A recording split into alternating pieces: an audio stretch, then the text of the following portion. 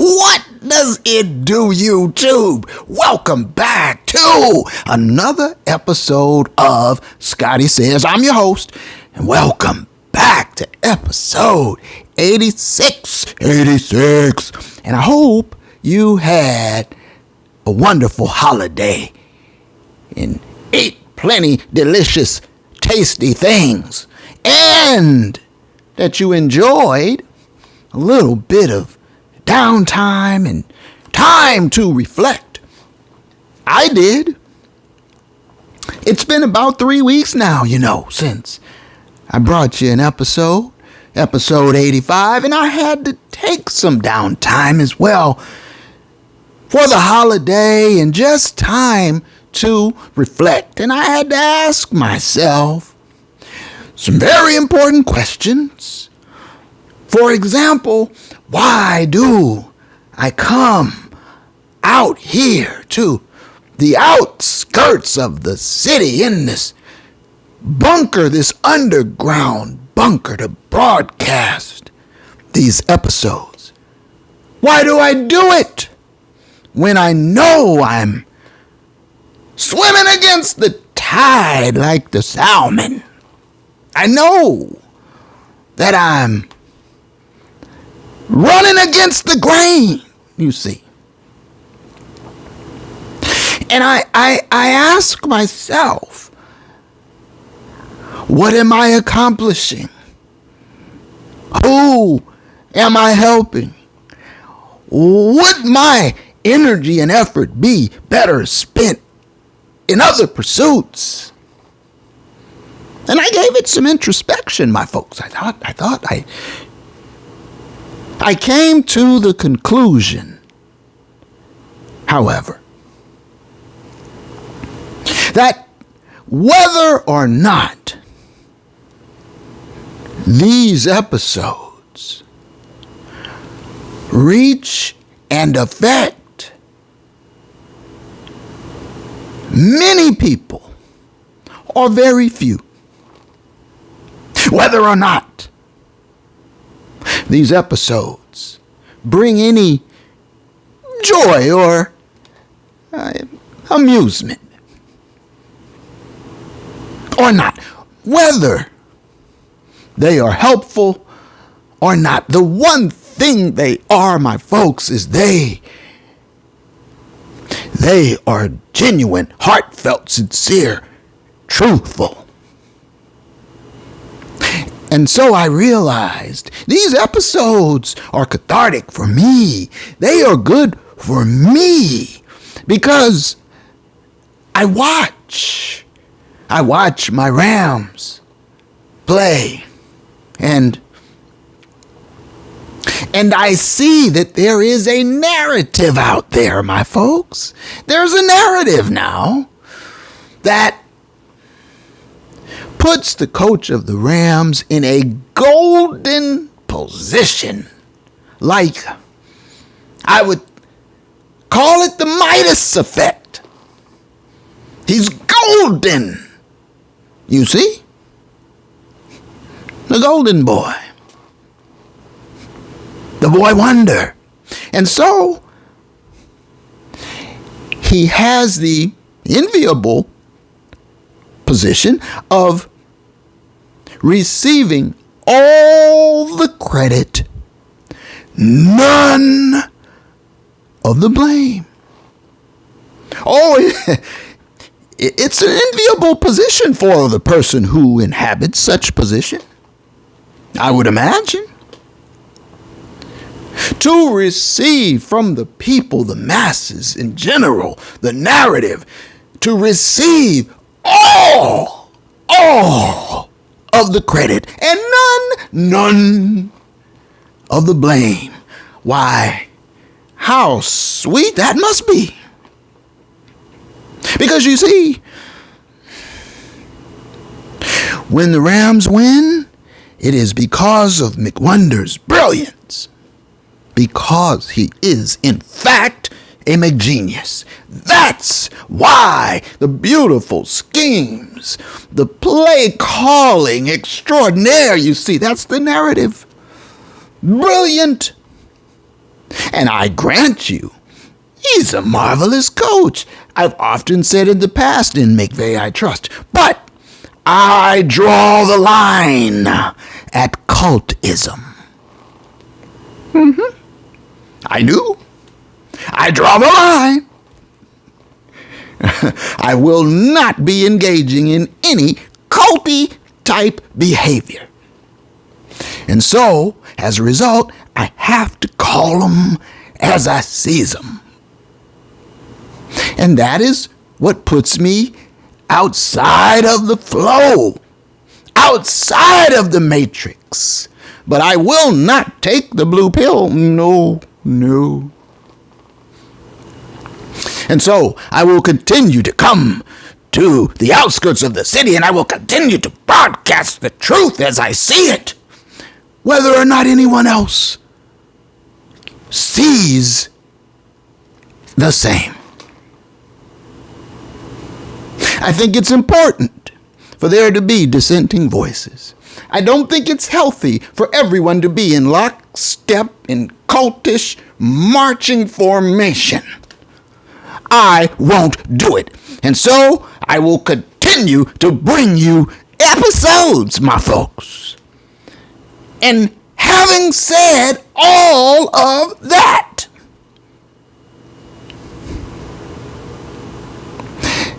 I'm going to give the game ball from the Rams Seahawks upset to none other than Coach McWonder himself. Yes.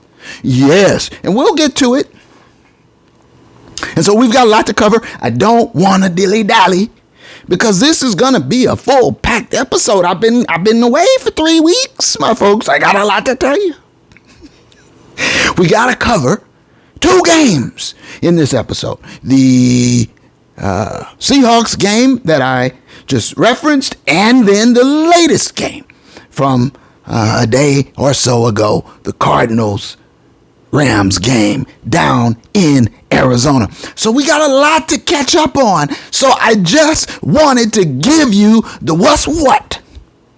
All right, before we get started. Now, having said all that, I go back to my main point.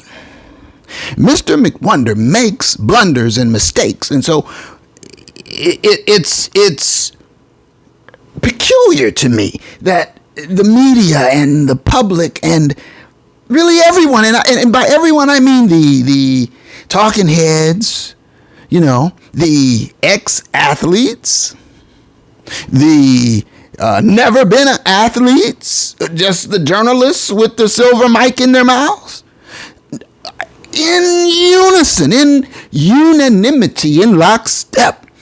The narrative is McGenius is a brilliant play-calling virtuoso who can never be criticized and must always be praised, like Caesar or something.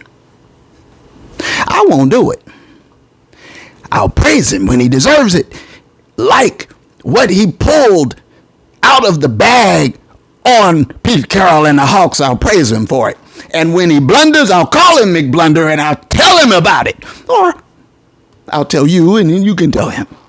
Somebody send him a copy of the video. Give him a link to Scotty. Scotty says. And because I still hope that there can be some redemptive value in these videos. So, just as a little bit of background now, the coach of the Rams, McGenius, has had a very, very spotty season in terms of play calling and decision making. In fact, he seemed in a fog. I'll admit, this didn't just start this year. Last year was a abomination. I was there. I saw it firsthand, in person at the Haunted Palace, and the stench of it burnt my retinas. I saw it. It was abysmal. the football coming out of the palace last year in defense of a Super Bowl. So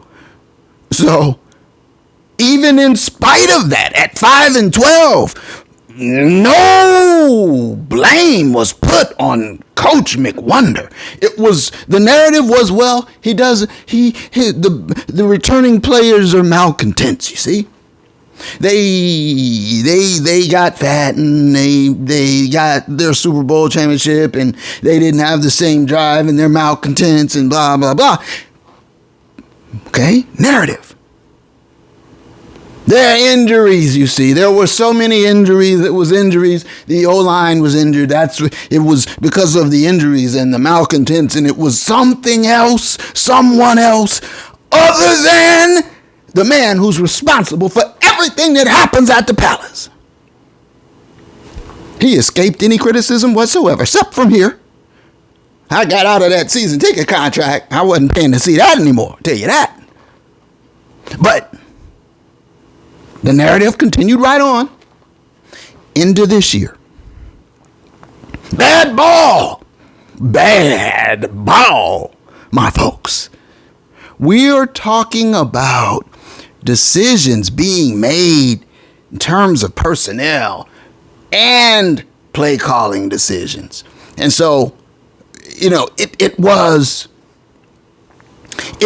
a comprehensive failure last season for the LA Rams. And no blame to be sprinkled on McWonder. And so we come into this year, and now there's a new narrative now. Well, now the narrative is, well, he has nothing to work with, you see. Last year, he had all that talent from the Super Bowl coming back, but well, they were fat and malcontents, and they weren't hungry. Last year. This year, well, now they're all gone. They've cleaned house. They let them all go. You let Bobby Wagner go. Why? I don't, listen, I can't speculate as to what's going on inside, how much of the decision is where and the finances of it and all that. But I know this, Bobby Wagner is a Hall of Fame player who came home to LA and suited up for the Rams and balled out last year for the Rams, and you let him go. Some of them, as I've said, ashes needed to go. I grant you that. But you've cleaned house. You've brought in no new talent. Now, all of your talent is gone, or your name talent, right? So now the narrative is, well, McGenius has nothing to work with, you see. He has no talent, you see. Well, how much of this is by his own choice? It seems to me, and I mentioned this on numerous occasions, there is nepotism afoot at the palace, a.k.a. nephewtism. It seems to me Mr. McWonder has this undue affinity for players who remind him of himself. And you have to remember now, Mr. McWonder, even though he had heart and grit and knew, the ins and outs of the game, he washed out. Mr. McWonder couldn't have played pro ball.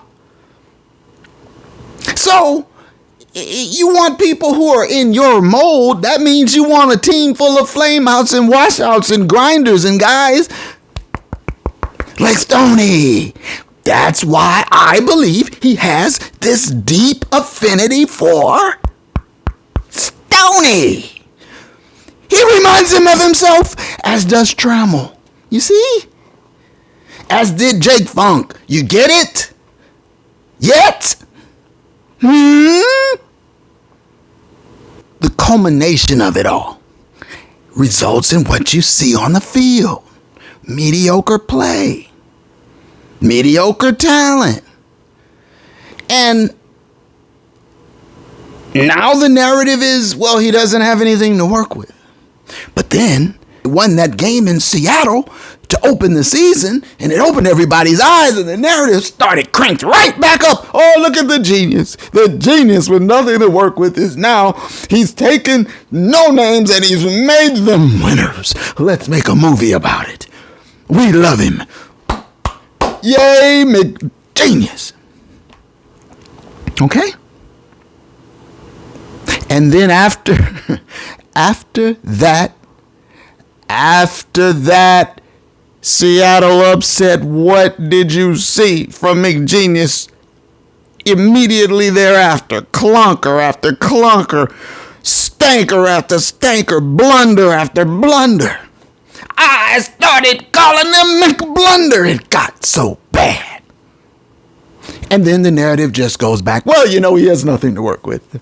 I mean, to be 500 with what he has, why, that is amazing and proof of his brilliance. They're on TV saying this every day. They're on the radio around here saying it every day. He bears no responsibility for any of the failures. Okay? And so here I come swimming against the tide like the salmon, speaking the truth as I see it, and well, that's not very popular. That's not in line with the matrix, you see. But I don't give a damn, because it's true. So, here we are now. It got so bad, it reached my threshold point of saying, because I've said this on many occasions now. I said it when Russell Westbrook was with the Lakers. I had to stop with the Lakers for a long time now. I will not cover losing stanky garbage. I won't do it. I'll watch it. I'll grumble, but I'm not going to cover it. Come to the underground bunker on the outskirts of the city to do a video about it, and it's stanky losing garbage? No. Won't do that. And so Mr. McGenius had me at my threshold point of saying, I'm not going to cover this team anymore as long as they are on this foul trajectory. And then what do you know, my folks? As soon as I reached that point and they hit the bye and it was a good time to take some time away to reflect, what do you know? The Rams win their next 2 games after the bye. 2 in a row. What? 2 in a row? Now I'm going to show you how bad the ineptitude has been for this franchise since they won that Super Bowl. This 2-game winning streak that they are currently on, it's the first time they've won consecutive games. It's the first 2-game winning streak they've had since week 2 and week 3 of last season. The 5-12 season. At this point, I'm just happy to see that the team has managed to put together a couple of wins consecutively, back to back. That's pretty cool. And so the Rams now sit at 5-6. And at 5-6, it's just enough of a tantalizing hint. It's most likely it's dirt vapor, but maybe that is some water on the horizon there. Because at 5-6, if they have finally turned a corner, the Rams can still make the postseason and still do some damage. But only if Coach McGenius commits to the path he has been on these last 2 games. This is what I've been calling for, my folks. For months, for episodes, this is what I've been calling for. For there to be balance, for there to be a commitment to the power run game. And he's been employing this, and he ran the Cardinals into the ground. Will, Kyron Williams. Welcome back, Kyron Williams. That's who gets the game ball from the Cardinals game. But let's not get ahead of ourselves. So I give Coach McGenius the game ball from the Seattle game because for the first time in a long while, he pulled out some wrinkles. He dusted off some creativity. He showed me something different and new. And it worked enough. They got the dub. He stayed committed to balance in the ground game. He restrained for the most part. The poltergeist. Well, the poltergeist gets in wherever Maddie's playing, and he usually does not require a ticket. He's coming on the field. And he did. He was there. You saw him.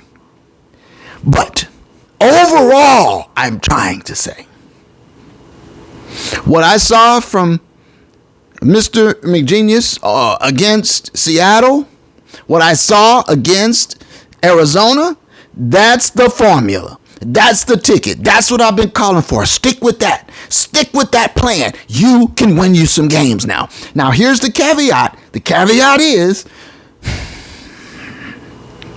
the Cardinals are awful. I mean, really awful. So, there's that. And McWonder and the Rams own the Cardinals anyway. And there's that. For some reason, McGenius seems to have a pretty good record with old Pete and the Hawks. So I believe in 15 games, McGenius is 10-5 against Pete and the Hawks. Okay, so he's got a pretty good handle on old Pete. So now he's swept old Pete. And same for the Cardinals. This is per usual. The problem comes in with the better teams. The teams that McGenius needs to contend with, they've all beaten them. Green Bay's already beaten them. I'm getting ahead of myself. So,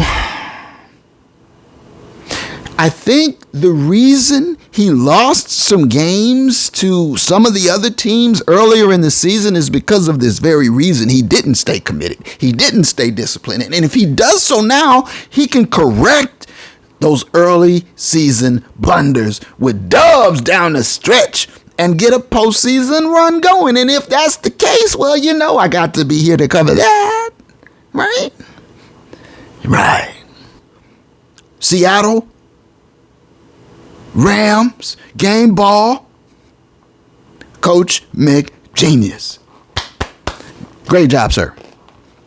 You stayed disciplined. You stayed committed. You showed balance. You showed restraint. You pulled out a couple of blunders. We'll get to it in game analysis. But overall, excellent job. And as I mentioned, welcome back, Kyron Williams. 204 total yards from scrimmage. He's got this weird stat. Well, you know how they do with these next gen stats. They look for all these unusual numbers. So he's one of only 4 players ever to have 140 yards rushing and 60 yards receiving and 2 touchdowns receiving in the same game. Okay. The last time it was done was 2017, and before that it had been back in the 70s, I believe. So as odd of a stat as it is, it shows he balled out. That's the bottom line. Game ball, K-Will against Arizona. So, having said all this, my folks, let's go ahead and get into the game analysis. Game analysis. Now, here's my plan for this episode. I plan to give you a double game analysis, but I'm going to give it to you maybe a half of one game and a half of the other, and to keep the running time down. That's my goal, but I got a lot to get to. So, going back in time now, week 11 in the NFL. Los Angeles versus Seattle at the Haunted Palace in Inglewood. And inactive, on the inactive list today of note, Bryson Hopkins, non-injury related. And so I'm, scratching the dome. What is McGenius up to now? Well, I think we probably learned the answer. They got a tight end that they're bringing along. This guy Long, I believe his name is. And McGenius likes him, see? Reminds him of Higbee, I think. And so now, and they got another guy, Allen, was it? So it looks like Bryson Hopkins is getting phased out, did not dress. But who did dress? Fresh off the bye, back from injury, it is Matty from the D. And welcome back, Matty, because in Matty's absence, you gotta look at what the Rams really look like. Boy, was that horrid. Ooh, it was repulsive. Ooh, it was a stankin' clunker. That Green Bay game with ripping and bumbling, oh my goodness, it was terrible. So, welcome back, Matty from the D. And the hope is that maybe with the return of your starting quarterback, albeit up in years, and albeit that your backup is now the Windsor, Carson Wentz, because after that stinking display in Green Bay, they cut ripping and bumbling right away. And where does ripping and bumbling end up? Why, the Seattle Seahawks, old Pete picked him up. You think that had anything to do with their next opponent being the Rams and getting a little jump? Because they milked Rippin' and Bumbling for all the information they could get, but Rippin' and Bumbling probably couldn't retain too much of it because he was a bumbling, fumbling fool. Sayonara bumbling. And I bet he probably won't finish the season with Seattle either. But hey, I digress. And so, coming in now at 3-6, the Rams are on postseason life support. I mean, it looks bleak. There's a whimper of life left in them, but it doesn't look good. And I believe episode 85, I subtitled it, The Rams Have Fallen and They Can't Get Up. Okay? It does not look good. And yet, I know as a long-time Rams fan who suffered through the desolate times, I remember Jeff, where's the bar, Fisher, and all of that mess. And so, I still have hope. I still have a little spark left until they're mathematically eliminated. Why? What if they go on a roll? And so I come into this game with the Hawks, and I think now going in, Seattle, they were upset in week 1 by the Rams, and I bet they want revenge, and so I'm sure they're not overlooking this game. Seattle is 6-3. The Rams are 3-6. Seattle, by fattening up on the Rams and getting revenge and moving to 7-3, they come very close to taking a strong position for the division.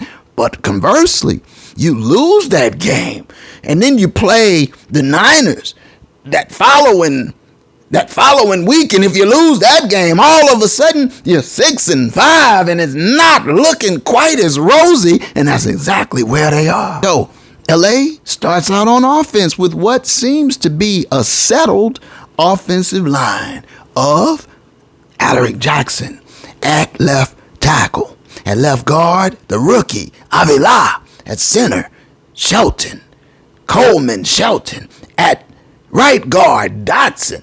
Dotson, 69, seems to have taken the position and has a hold on it. And then the mainstay, the staple, at right tackle, Havenstein. Nice thing. Okay? And so that line has remained pretty consistent the whole year. And of course, what jumps out is no go boom seems to be no go out. Odd man out. Okay? So I don't believe no go boom is still suffering from injury. I just think he's no go out for now. And so Matty from the D, as I mentioned, is back under center. And your tight end is Higbee, of course. And your tailback remains still from the couch, Creighton Barrow, Darrell Henderson. And your wide receiver Brew, your wide receiver Stu is Puka Tutu Soup at wide out in 11 personnel. And so the game gets underway, but it's a 3 and out for the Rams. Okay, well, here we go. And this game, I'll say right here and now, it was a little bit hard to watch for the most of it. A lot of punts and a whole lot of penalties. And we'll talk about that when we look at the numbers. But the Rams ended up actually going down 13-0. The second quarter, McGee and the Rams start their drive with a run play. 6 yards by Freeman, who McGenius very deftly subbed in and out for Creighton Barrow Darrell. And so he employed that 2-back track very successfully, I thought. What became a theme and what I will point out was the wrinkle of the game for the coach. We see Matty rolling out against the grain, misdirection, play action, wide receiver screen. Mr. McWonder pulled out that wrinkle and he used a variation of it, a variety of play looks off of that basic concept. Play action, misdirection, rolling Matty out. And the only way that can work as a strategy is if you commit to the run. And he did. And so big ups McGenius. He committed to the run. He stuck to his play action game plan. A lot of screens, a lot of outlet passes to the wide receivers in the flat, to the running backs. But all in all, it really worked to perfection. And, you know, there are issues with Soup now. He's in and out. He's hurt. And we're seeing a lot of Trammell. Okay? And I can't help but think when I see Trammell, well, first of all, let me say this. He's better than Stoney. Okay? No doubt about that. He's better than Stoney. But when I see him, I keep thinking, man, they had Brandon Powell. Did you see Brandon Powell balling out for the Vikes? I mean, they lost that game, but Brandon Powell was running hard. I mean, he was running with a vengeance, like he had an attitude. Okay? And I always liked Brandon Powell. And so another decision that just doesn't, it's baffling to me that you thought, you know, I'll get rid of Brandon Powell and I'll let Trammell do it. Let Trammell be my gadget wide receiver guy to run screens. I'll let Stoney do end arounds and lose 6 yards on 4th and inches. These kinds of things. It's head scratching, my folks. My concerns about some of these decisions, but my point only is that we no longer have Mr. Powell, coach's decision, I'm sure, but we have Trammell. And did you see Trammell get the wrestling suplex put on him? But hey, it got us a first down on the penalty. There was a loss on the play. He lost 4 or 5 yards on the little wide receiver screen and then got suplexed. Pow! But they, unnecessary roughness. I mean, he picked Trammell up into the air over his head, looked around, and then body slammed him. And then he screamed and roared, the defender. Roar! And the flag didn't come out till real late. I get ahead of myself. My point is, McGenius, with misdirection, with play action, with a consistent commitment to the run game, and then with Matty rolling out, throwing darts, sometimes throwing against his body, this wrinkle in the end pay dividends. And so that's why I give him the game ball for the Seattle game, for introducing creativity once again into the play calling. So we're under the 2-minute warning now. And McGenius goes back to that aforementioned misdirection.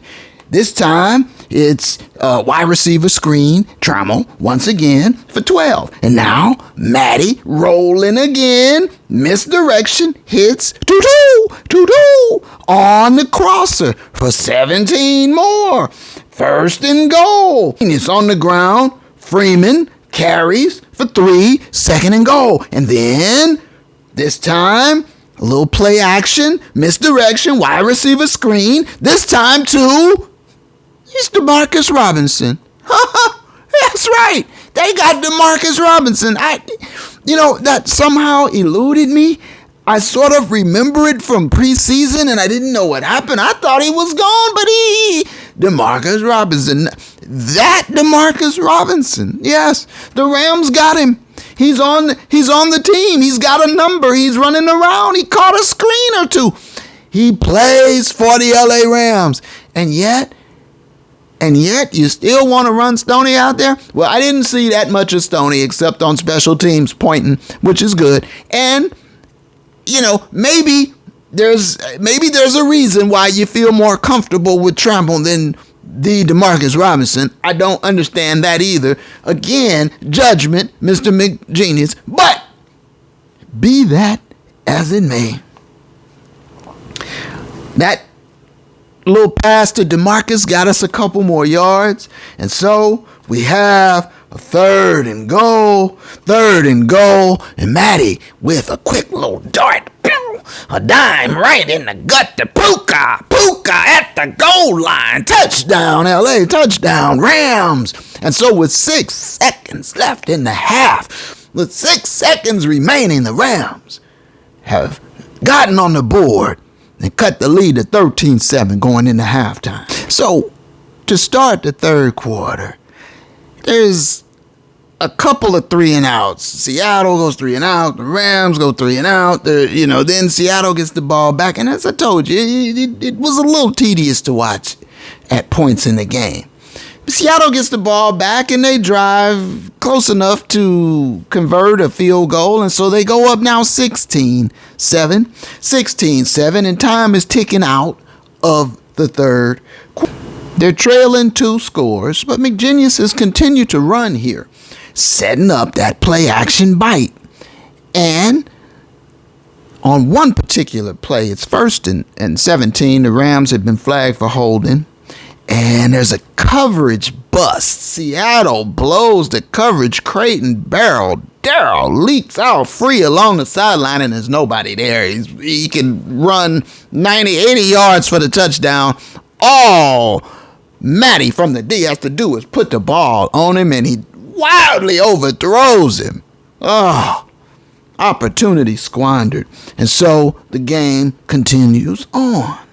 Now, Geno with the ball after the Rams punt, and with under 30 seconds left in the third quarter, Geno back to pass. AD 99 the Beast rises up, and Geno, you remember the last Rams Seattle game when AD 99 the Beast broke free, came through the middle, and Geno said, oh my God, and they kept showing that on the loop, playing that on the loop. Well, this time, I don't know if he said, oh my God, but I do know he tried to throw, and AD 99 the Beast clubbed him with the double arm, and the ball shot straight up in the air.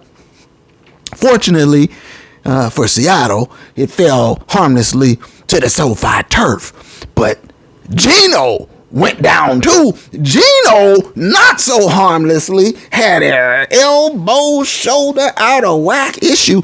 He was hurting bad.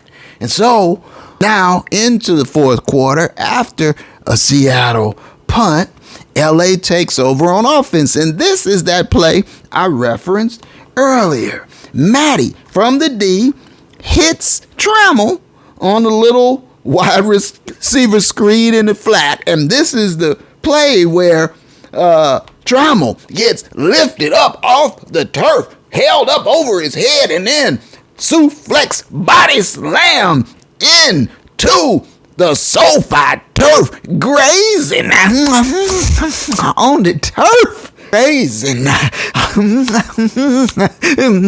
on the SoFi turf. Ooh, look painful.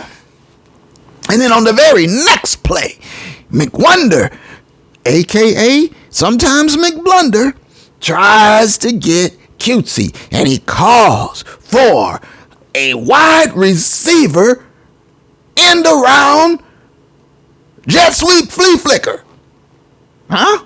What? Yeah, well, as long as it took me to say it, it took longer for the play to develop. So Matty from the D hands the ball off to Tutu on the jet sweep, who then stops and turns back and flips it back to Matty, who then turns, he fires the long bomb deep. He's throwing the long ball deep for Trammell? For Trammell, and you know the result, my folks. It's a poltergeist strike. Poltergeist strike. Right then and there, the Pokey is in the building, and on the play, Matty from the D gets waylaid, mollywop pummeled, hit hard in the gut, and down goes Matty, nibbling on the SoFi turf himself. And now Gino is out, and now Matty needs help getting off the field. And I'm like, McGenius, what are you doing? Turnover. Ugh. Disgusting. Ugh. Despicable.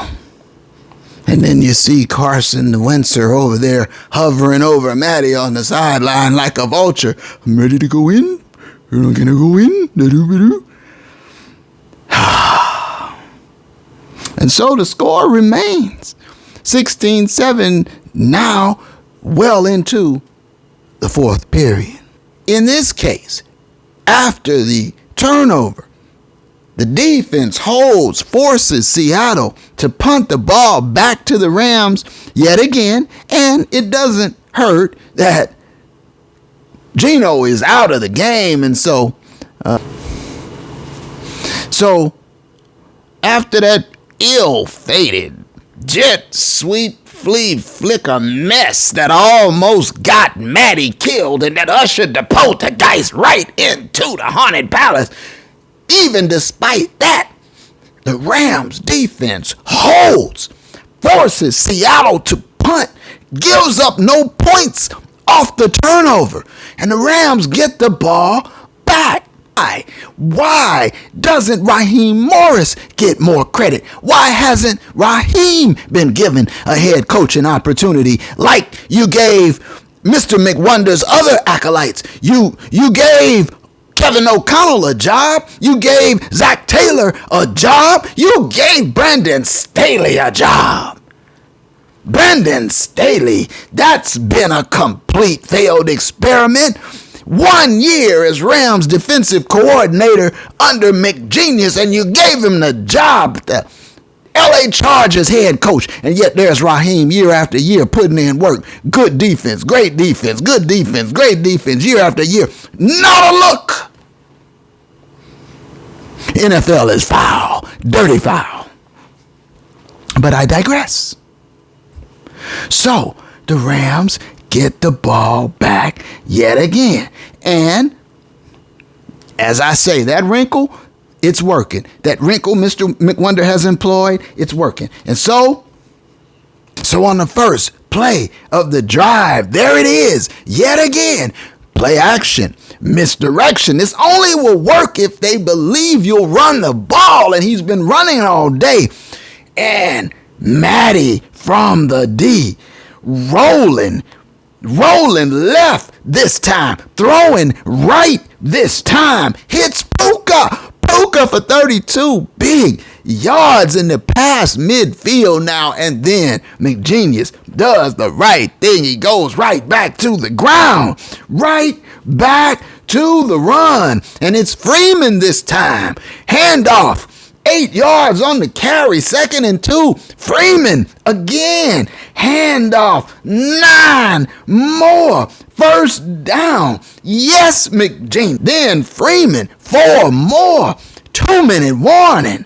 And now, after the 2-minute warning, Puka running hard on the jet sweep. 1st down. This is how I would draw it up. McGenius in the ground game is winning the day. And the ball handlers are running hard. Creighton Barrow running hard. Freeman running hard. Puka running hard. Okay? And so, because Soup's out of the game now. And so, now, 1st and goal. 1st and goal from the 6. There's 1:50 left to play. And on the first run play, they're stuffed. No gain. 2nd and goal. McGenius throws here. And it's incomplete. And now I have to point out here, that is a McBlunder. That is a McBlunder there, because you're under 2 minutes now, coach.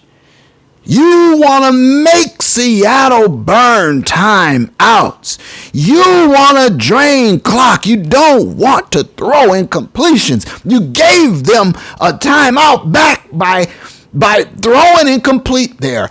McBlunder.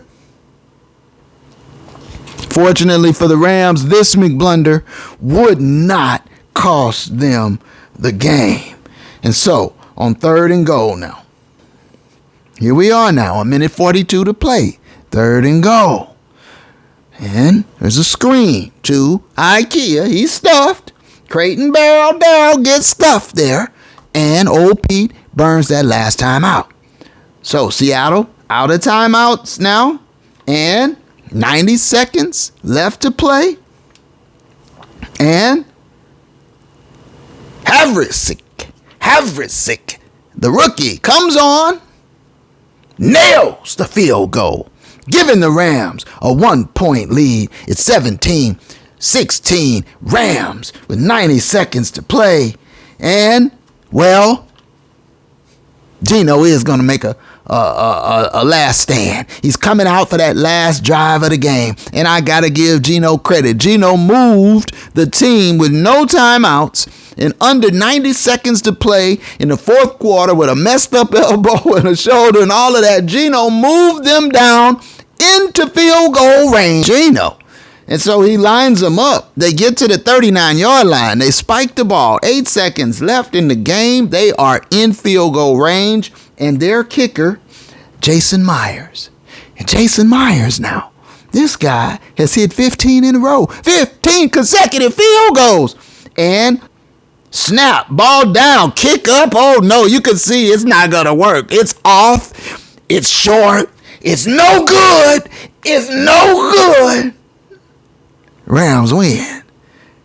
Rams win. McGenius escapes with the victory. And the Rams have life. And it turned out to be a pretty entertaining and interesting game in the end. And so let's just, for kicks and giggles, let's look at the numbers here. I've been a big proponent of restraint and using the 25-30 principle. Let's see how the two coaches did here. Well, Geno Smith was 22 of 34. 22 completions, 34 attempts. And he was out of the game for a while. His understudy, Drew Lock, was 2 of 6. That's a grand total of 40 pass attempts. That's too many, old Pete. You got snickered into a role reversal with McWonder. 40 passes for Geno and Drew Lock. And rushing, they only ran the ball 20 times on the nose. Charbonnet 15, Walker 4, and Dallas 1. So they had 20 run plays, 40 pass plays. And they led most of the game. That's out of whack. It's out of balance. That's McWonder type football, OP. And so you deserve to lose with those kind of numbers, I have to say. Now let's flip it and look at the Rams side. Well, Maddie from the D, 17 of 31. 31, that's not bad, right? The 25-30 principle says cap it at 30 passes. Maddie from the D had 31. I like it. What about rushing? Look at Mr. McWonder. Rushing. Well, Freeman was your leading ball carrier. He had 17 rushes for 73 yards. And that's a 4.3 yard average. And Mr. Freeman remains on the team. Darrell Henderson, Creighton Barrel Darrell. Well, Creighton Barrel Darrell was almost back to the sofa because he had 6 carries, but that was only a total of 1 net yard. 6 carries, 1 yard. So that's not great. And so despite his great work off the sofa, or should I say, despite his adequate work off the sofa, with the return of Kyron Williams, Creighton Barrel goes back to IKEA. Well, actually, the Rams did put him on the practice squad, so that gives him a little change coming in. Now, rushing, 17 carries for Mr. Freeman. Creighton Barrel had 6, that's 23. They gave 1 to Puka on the end around, that's 24. And they gave 1 to Zach Evans, got 1. 1 carry, 0 yards. So that's 25. And what did we ask for from Mr. McWonder? We asked for 25 run plays minimum, 30 pass plays maximum. What did he give us? He gave us 31 pass plays and 25 run plays. Fantastic job, sir. Congratulations. You showed balance, you showed restraint, you showed discipline. You didn't waver, even though you were down trailing most of the game. You didn't panic. You didn't have any conniptions. You didn't backslide. You didn't Motown slide. You stayed true to it. And that's why you, Coach Sean McGenius, you, sir, get the game ball from that Seattle game. And now, at 4-6, why, if you can find a way to deal with them Cardinals and you know you like them, well, at 5-6, you right back in it. And that's exactly where we are. Let's go ahead and get right into game analysis for the Cardinals. Let's very quickly turn our attention to the Arizona Cardinals game against the Rams in Arizona. And coming off that Seattle victory, the Rams injury report is really very light. Bryson Hopkins, once again, is a healthy scratch, will not dress. You can't help but wonder what is McGenius up to yet again here, but I suspect I know. And as we have already addressed, Creighton Barrel back to IKEA now with the return of K. Will. And so otherwise, everything else looks pretty much the same. It's that same starting 5, the offensive line. It's the same starting 5 at offensive line plus Higbee. And, of course, Maddie from the D is back under center. And your wide receiver, Brew, your wide receiver, Stu, is Puka Tutu Soup. Although Soup is gimpy now. But he started the game. And so No Go Boom is once again missing. No sight of him on the go bench, I guess. But the offensive line is playing pretty well. So let's not tamper with success. And so, right out the gate, after a poor throw to Soup on first down and a couple of yards from K. Will on second down, Matty from the D goes over the top, long for Tutu. See, I've been saying now, you know this, that McGenius needs to go over the top to Tutu at least twice a game, and it feels like he's been hearing me. And so, right then and there, it is successful out the gate first down. Big 42-yard completion. And the Rams continue to drive.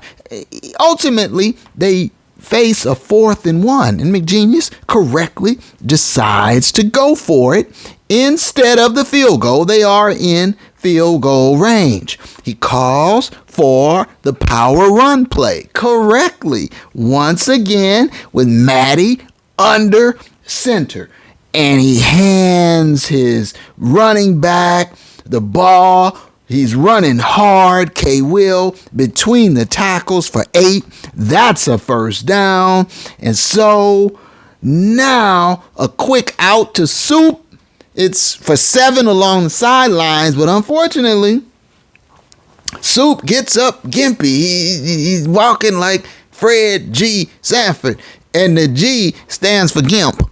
And so Soup is dealing with it. He's battling with the injury issues. And you recall now, he missed that first Rams Super Bowl year with McGenius, with Bobby Trees leading the way at wideout. He missed that Super Bowl run due to injury. Then, of course, he was injured again and missed time. And then this year he's missed time. And so, that's the thing with Soup.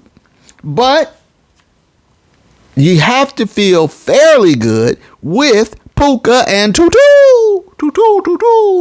At this point, after the pass to Soup, the very next play, it's a tight end screen to Higbee, touchdown LA, 7-0 Rams, and the play calling and the execution looks crisp early on. And on that touchdown pass, Matty from the D passes Fran Tarkington of the Purple People Eaters, moving into 11th all-time on the touchdown pass list at 343 thrown. So, congratulations to Matty from the D. And so now Arizona gets the ball. They do drive with Kyler Murray, the diminutive one, and they score, pay dirt, touchdown, and they actually end up, because of a penalty during the point after process, they decide to go for it from the 1 yard line and convert 2. And so they take their only lead of the day, 8-7 Gridbirds. But as you already know, that would not stand. So this one really never was in much doubt. Kyler Murray doesn't seem to fare too well against AD 99 the Beast. Not a lot of people do. And so the Rams were going to be dominant on this day. I'm not going to give you the whole play-by-play and the complete game analysis in the interest of time, but I will highlight a couple of what I think are plays of interest. The Rams are trailing 8-7. It's 3rd and 9, and Puka subs out for Stoney. Puka subs out for Stoney. Puka subbed out, and Stoney, the stone-handed one, subs in, and while on the sideline, the cameras catch a shot of Puka. He's being handed a little pill by one of the trainers, someone on the sideline. They hand him a little pill, and the cameras catch this. He pops the pill, Puka does, and then he gulps down some fluid out of his water bottle, whatever that is. And I'm wondering, what is this pill? I just watched Puka pop on the sideline. What is that? Anyone know? Leave me a comment if you know. What pills are these guys taking during the game on the sideline? I'm just curious. Is it Tylenol? I don't know.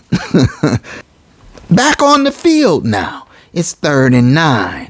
It's 3rd and 9 Rams with the ball at the Arizona 41. And Matty from the D is in the gun.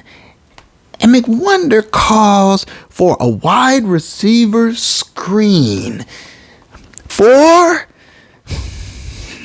yes, You know who it is. He's called a wide receiver screen for his son, Stoney. The stone-handed one, and it reminds me of the Green Bay game. Remember that when they had 4th and inches and he called for an end-around jet sweep for his son, Stoney, who promptly lost 6 yards and they had to punt? You remember? I do. Apparently McGenius doesn't, because here we are again now. Same scenario. He calls, it's 3rd down. He calls for a wide receiver screen to Stoney. And that play is just as ill-fated and doomed as the one in Green Bay. In fact, Stoney is stood up and no less than 5 Arizona defenders tag him, waylay him, molly-whop him, drop him for a healthy loss. And I'm thinking, McWonder, why do you do this? Why do you do it? You can't help yourself. And LA is punting the ball away. But my folks, as fate would have it, this is the Arizona Cardinals, and the Rams tend to have their way with them, so that blunder on the part of McBlunder would not be game-altering on this day. LA offense would roll. McGenius would run behind Kyron Williams to glory, and he would sub in Mr. Freeman very effectively, and Higbee finally gets in the end zone. Two touchdowns for the tight end Higbee on this. And Kyler Murray, he's going to have trouble with the Rams defense. That's just the way that goes. And so Murray is sacked by Kobe Turner, and Murray was gnawing on that SoFi turf, gnawing on the grass.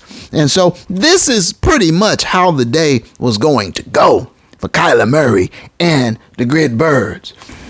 But I have to say here, and I did notice, in the camera, I give them credit. They got some very interesting shots on the sidelines. And on this particular shot, this particular camera cutaway, they got a very telling glimpse of McGenius, Mr. McWonder, with the play sheet over his mouth, and he's got this shifty look on his face, right? And he's up to something. You could see he's up to something. And I'm thinking, is he about to make a McBlunder? What is he doing?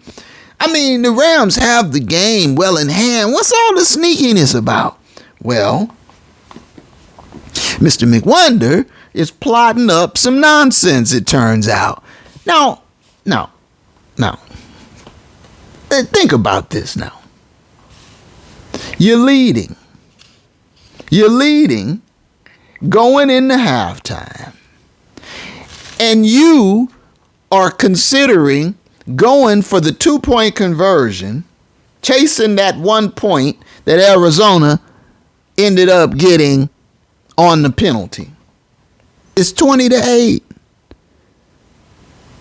You've got a minute left before halftime. What's all the sneakiness, the trickery for?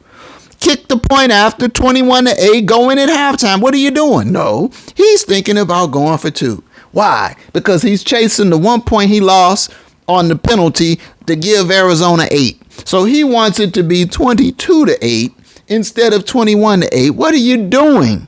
What are you doing? So foolishly, I'm thinking he's about to make a McBlunder, and then he gets up to the line of scrimmage, and I guess he changes his mind, or maybe he's trying to draw them offsides. Why? Why are you doing this? And so he has to burn a timeout. Now he's called timeout. Now he sends the kicking team on to do what he should have done in the first place. But you lost a timeout in case you would need it, right? Which, as it turned out, they could have used it because, sure enough, Kyler Murray and the Cardinals were throwing incompletions, stopping the clock. The Rams had a chance to try to get a little more before. But this is what I mean by judgment, my folks. But I'm not going to beat him up. Not today, because Right now, I feel like they're in a good rhythm. If he could just eliminate a couple McBlunders here and there throughout the game, they really got a shot at doing something. But I do want to highlight a K-Will play. I want to underscore this particular play by Kyren Williams. And so now K-Will takes a handoff. And out of the gun, he makes a quick, decisive cut and hits the hole and bursts through. And he's into the Arizona secondary. And he's untouched. And now at the 40-yard line, a linebacker, number 51, tries to angle tackle Kyren Williams from behind. But K-Will transfers the ball from his left hand to his right, and with that free left now, gives him a stiff arm to the face, and down goes 51. Down goes 51, grazing on SoFi turf. But the run isn't over. No. Now, defender number 34 emerges in the picture as K-Will is making his way along the sideline. And a second left hand stiff arm on the same play. The second one of the run. Another one. Down goes 34. Down goes 34. Grazing on Haunted Palace turf. And K-Will now standing out of bounds. Points at 34. Grazing on the turf. Like, look at him grazing. He's hungry. And it was a beautiful thing to see. That was a classic run. I haven't seen it on the highlights. I don't know why, because they should highlight that over and over. The double stiff arm, two stiff arms, left hand on the same run. Turf for both of them. Excellent game. Welcome back, K-Will. K-Will makes a difference. And so game ball, K-Will. And then later in the game, K-Will would break off yet another one, a bigger one, a 56-yarder, LA's biggest offensive play of the season. Man, what a game. And so, 204 scrimmage yards, 140 plus yards on the ground, 2 touchdowns in the air. I mean, the double stiff arm highlight run, just 56-yard breakaway, just a magnificent game by Kyren Williams. Welcome back, sir. And so the Rams would breeze on to a convincing 37-14 smoking of the Cardinals. And so now the Rams have caged division birds in back-to-back weeks. The Hawks and now the Cardinals. And so now at 5-6, the Rams are in a postseason position. They've just got to string together a few more victories. And so for kicks and giggles now, let's look at the 25-30 principle. Well, what about the Cardinals? Kyler Murray, 27-4. 45, that's too many. 45 pass attempts for the diminutive one. And rushing, James Conner only 6 carries. 4 for Carter, 3. Wait a minute, 10, 13, 14 rushing attempts for Arizona. 45 pass attempts. Hey, they did get behind big, and so at a certain point when it's a blowout, what are you going to do? You got to throw the ball. What about the Rams, though? The Rams, Matty from the D, 25 of 33. 33. That's not far out of balance there. 33 is just a couple more, 3 more than the 25-30 principle calls for. We want you to cap it at around 30. 33 ain't bad. What about rushing? Well, we know that was a win. Kyron Williams, 16 carries, 143 yards. Ouch! An eye popping. 9 yards per carry average. My goodness, welcome back, sir. Mr. Freeman was still there doing his thing, though, with 13 carries for 77 yards. He had a healthy 6-point-yard per carry average. And Zach Evans got some mop-up time in with 3 carries. And so that's a total of 32 carries. Listen. Hear the news. Mr. McGenius threw the ball 33 times. He ran the ball 32 times. 33 if you count the Matty from the D scramble. It's 33-33 if you count that.